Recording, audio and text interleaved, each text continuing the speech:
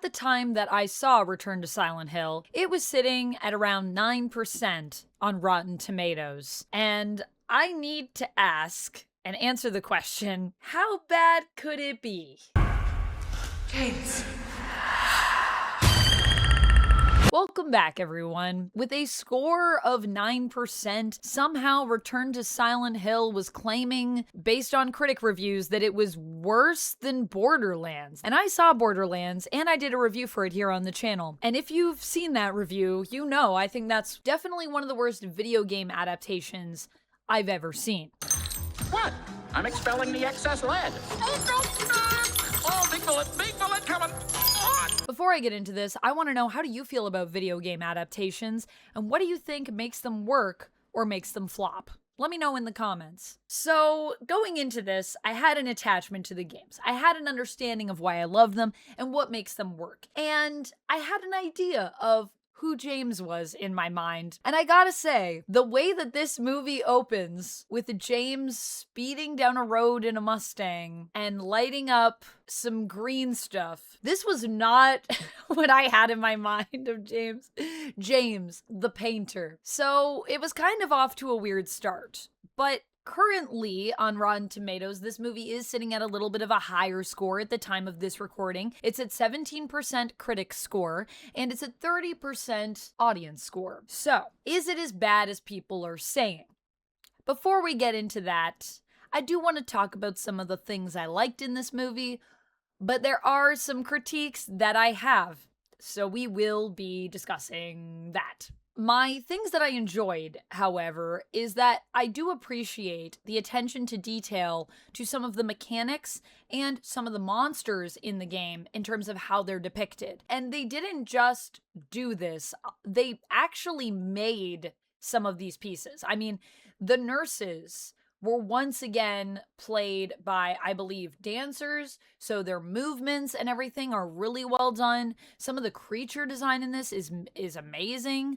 I really love the monsters that are, in the body bags that spew just acid. All of the creature design in this I really enjoyed, and the sets I thought were really well done. As someone that was recently playing Silent Hill 2, some of these sets look like a 1-for-1 from the remake to me, and I thought that was amazing. Just the attention to detail to atmosphere. I think they created the atmosphere really well. I even think that the actors that they got for this film did a great job. Jeremy Irvine, who plays James, I think is an amazing James. And even though there are some script choices that I disagree with in terms of the characterization, I think Jeremy did a really good job of capturing what it feels like to be thrown into Silent Hill from James's perspective. Just the horror in his eyes as he watches this place transform around him and discovers the hellish landscape he's found himself in, I thought was really well done. The physicality, like I said, of some of the monsters who are portrayed. Even the actor that they got to play Eddie, I thought did a really good job, Pierce Egan. He was underutilized in this, Eddie's character, but he was amazing. And then, of course, we have Hannah Emily Anderson, who plays not just Mary, but kind of other versions of Mary as well in the film, and I thought she was great. And I already knew Evie Templeton from Wednesday, where she plays Agnes, and I loved her in that, and I loved her in this, I gotta say. She plays Laura, and I thought she did a good job with what she was given.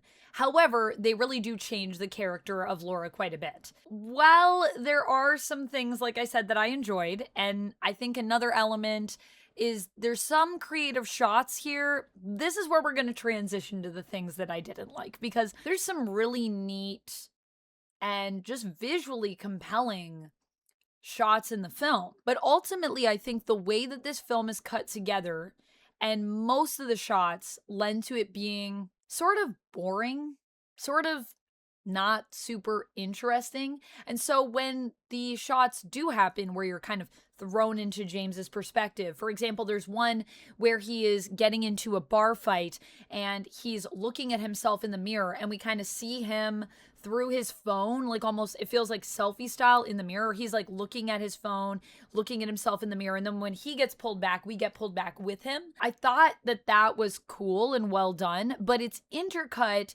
in the midst of a fight that makes the whole thing kind of hard to follow. And I just didn't really understand fully why these shots were happening, like why these specific moments. Perhaps they want us to feel like how James does in the scene, that he's kind of reached the bottom of the barrel, that he is at his lowest low, and so it's trying to put us into that perspective with James. There are a lot of elements, though, in this film that feel, I guess, inconsistent or at times unnecessary, and there are things that do not fit, from what I know, with the story of the games. So now as we transition into some of these things, where do I want to start with this?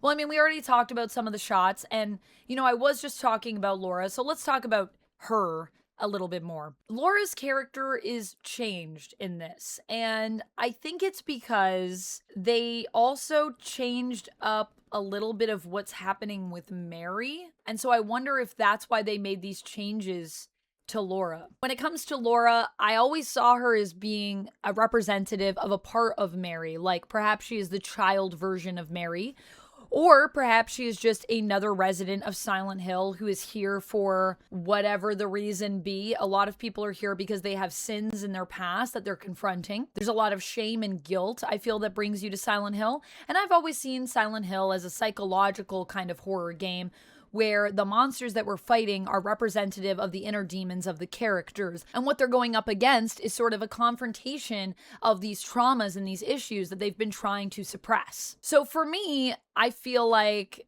the changes they made to Laura are not maybe a huge deal, as they already kind of changed Mary's character a little bit. And that is another issue that I have with this movie. We decided to shoehorn a cult into this. And I know Silent Hill has a history of cults in terms of the lore of the town itself. And that's, of course, if you choose to see Silent Hill as an actual place and not necessarily as a representative of people's psyches. You can see it either way, and there's evidence that supports either, so there's not really a right or wrong here. It's just what side of the fence you find yourself on. But they decided to insert a cult into Mary's backstory where her dad was part of a cult. Joseph Crane, founder of Silent Hill, I believe, based on the story, and Mary's father.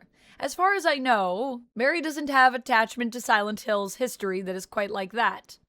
Mary was sick. In this, she's sick because cult shenanigans, because she has been consuming poison since she was young that makes her bleed, and then everybody drinks her, licks her blood. It's a whole weird, I don't even know if I can say that on YouTube, but that's what the movie does. And it's as weird as it sounds. And if you're wondering, what's that about and what does it represent and why is the cult doing it? We never really get answers for this. It's just something they've been doing forever since her dad was around.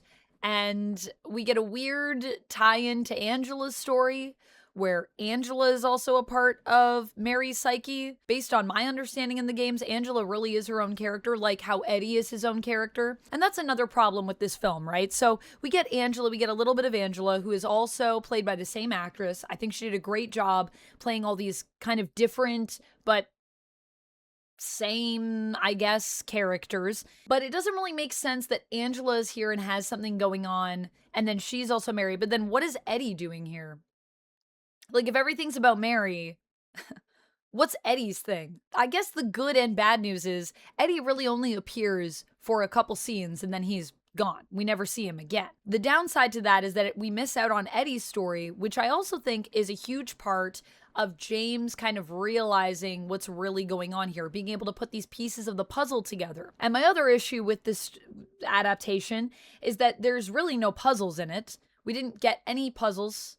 It's all action. I thought the action was pretty well done for the most part. I thought even, some of the CG in this looked pretty good. However, there is also a lot of CG fire, and it all looks terrible. I don't know why there's so much fire in this. At some times, they literally add perspective. There was a point where James is running over grates. We get this down perspective with the CG fire, and we can just see James running over top.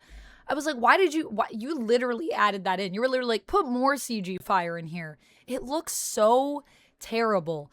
I don't think there was any actual fire that was even used in the making of this film. Not even one little spark that they decided to light to give us some kind of real fire, which ultimately just looks so much better on film.